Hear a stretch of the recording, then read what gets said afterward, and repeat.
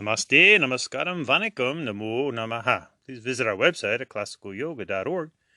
And if you'd like, subscribe to our podcasts. Bhakti Yoga. Devotion. Devotion is the secret ingredient of life. Without being devoted to ourselves, to our family, friends, spouse perhaps, education, various hobbies, our religion.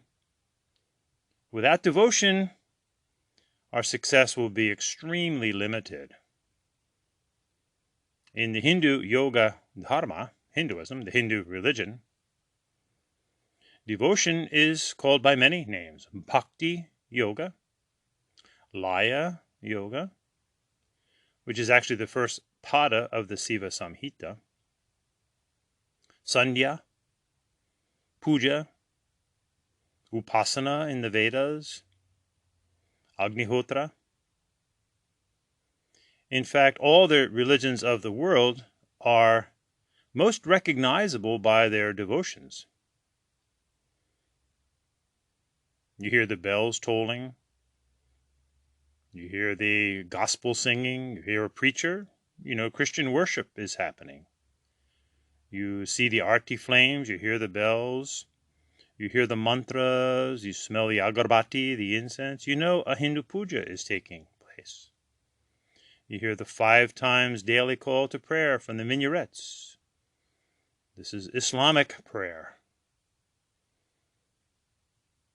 So it's not a coincidence that all the religions of the world focus on devotion, the secret ingredient of life. However, our devotions, in order to be ethical and honest and wholesome, must be grounded in just that, ethics. This is why in the Hindu yoga religion, the first yoga is always karma yoga, ethics and selfless service. And you may review our podcast on karma yoga. And bhakti yoga is next, for we could be devoted to the wrong thing for decades. Criminals, con artists, they're very devoted to their nefarious craft. But the outcome is always less than positive, so to speak.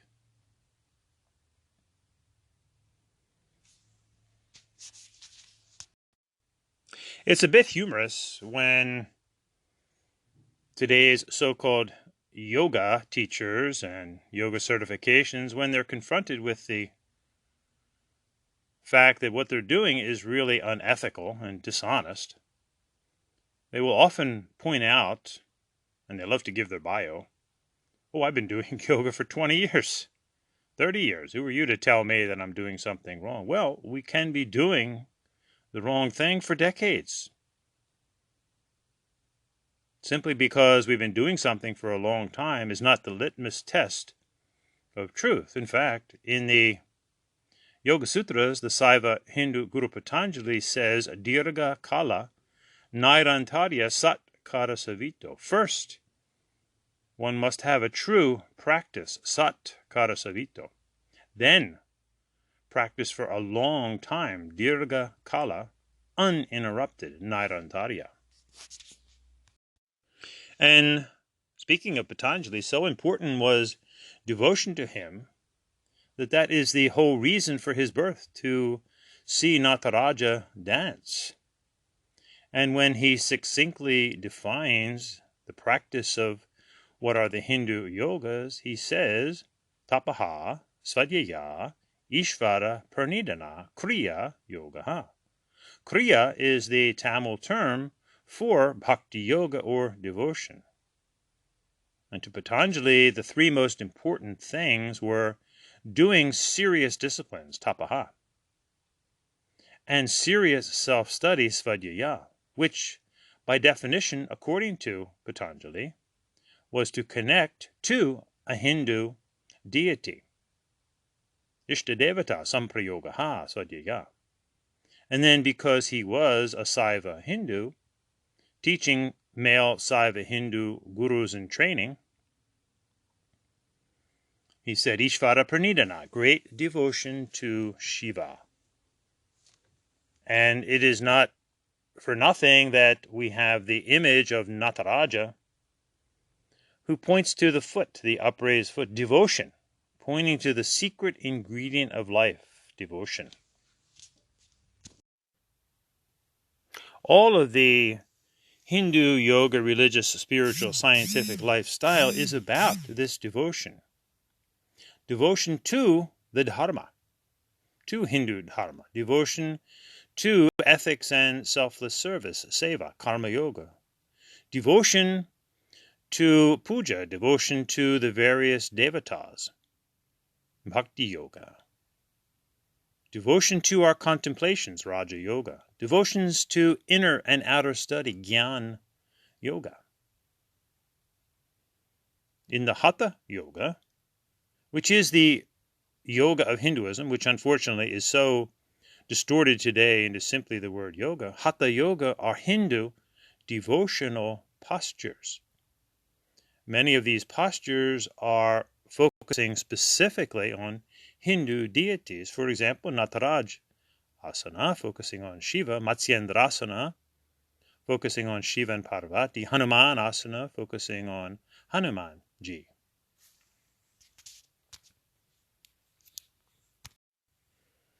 In the Vedas, the rishis laid out a threefold pattern of karma kanda, upasana kanda, jnana kanda, which today is our classic karma yoga, bhakti yoga, raja yoga, and jnana yoga.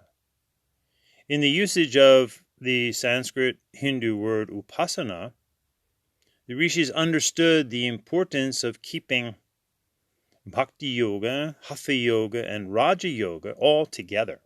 Upasana means worshipful meditation, worship, bhakti yoga, meditation, raja yoga, and the word asana is in upasana.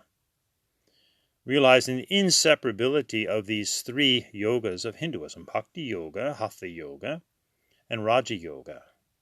For example, when doing bhakti yoga, we are also contemplating raja yoga. We also have to assume some kind of a physical posture, hatha yoga. When doing hatha yoga, we're doing Hindu devotional postures with concentration meditation, raja yoga. So the three are really inseparable. Now, in the Hindu yoga dharma, we have numerous utsavas or festivals throughout the year, expressing this devotion to our various Hindu devas and devis. They are numerous, just as life is numerous. We worship not only spirit beings, but we worship the spirit that flows through all things, through the trees, through the animals. So our festivals are extremely meaningful, and they actually follow the chakras within us. All the pieces of the Hindu yoga puzzle fit together if we take the time to fully contemplate them. Now, our classic four yogas are something that all devout Hindus do all the time, just like the tree. The tree has roots, karma yoga, trunk reaching up, bhakti yoga, the branching and the flowering of raja yoga to the fruit of enlightenment, jnana yoga. However, at different times in our life, at different times of day, the different seasons, we can also highlight the various yogas. Summer is typically karma yoga time, and obviously we're talking about an area of the world where there are four definite seasons. Fall is bhakti yoga time, and this is when we reap the harvest of the work in the summer of the karma yoga. And it's not a coincidence that at this time of year, many, if not all, of the religions of the world have very significant festivals.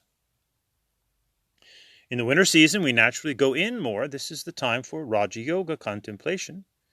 And then in the spring, we get the fruit of all that's gone before, and the whole blossoming process starts all over again. Now, in the Hindu yoga dharma, we begin our festival or utsava season after a season of karma yoga with Ganesh Chaturthi.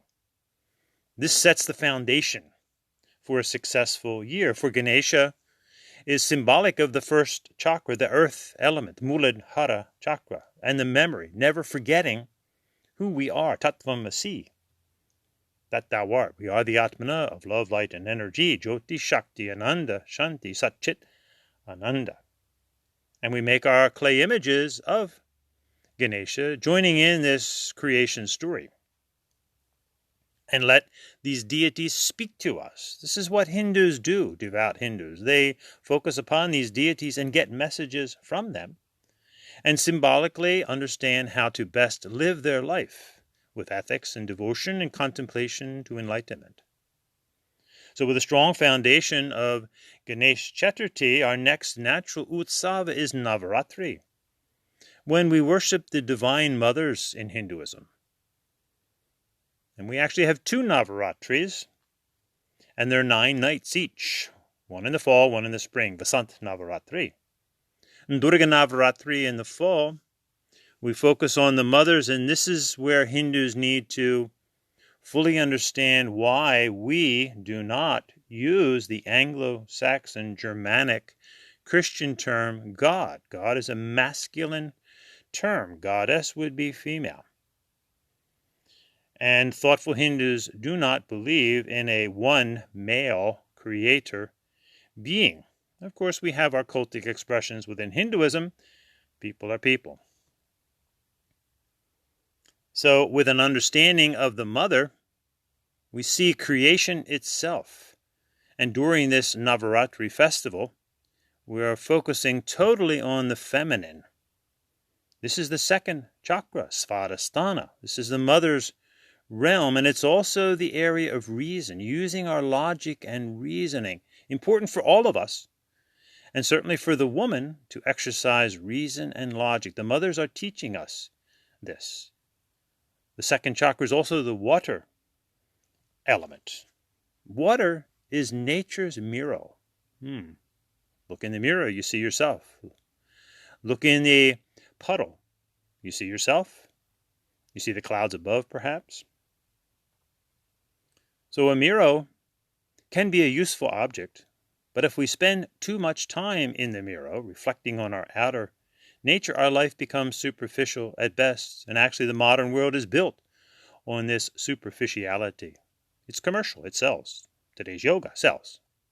It's commercial, it's all about the outer superficiality.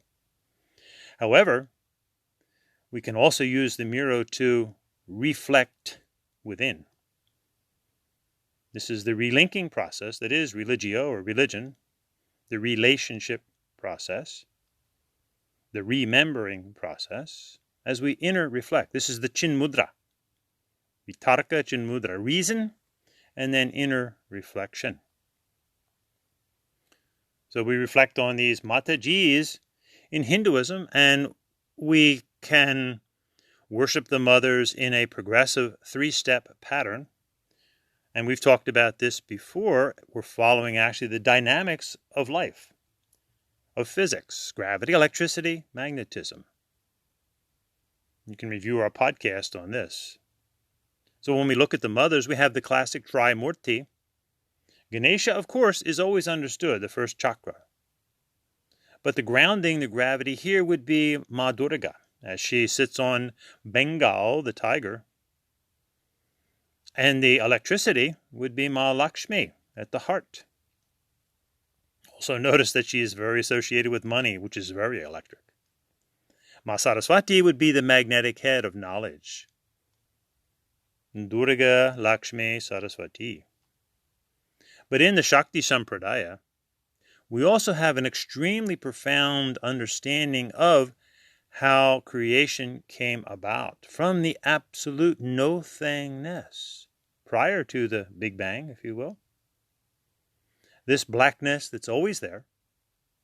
It's before, it's within, it's after. It's all-encompassing. This is one of the profound symbolisms of Kali Ma, the Black Mataji.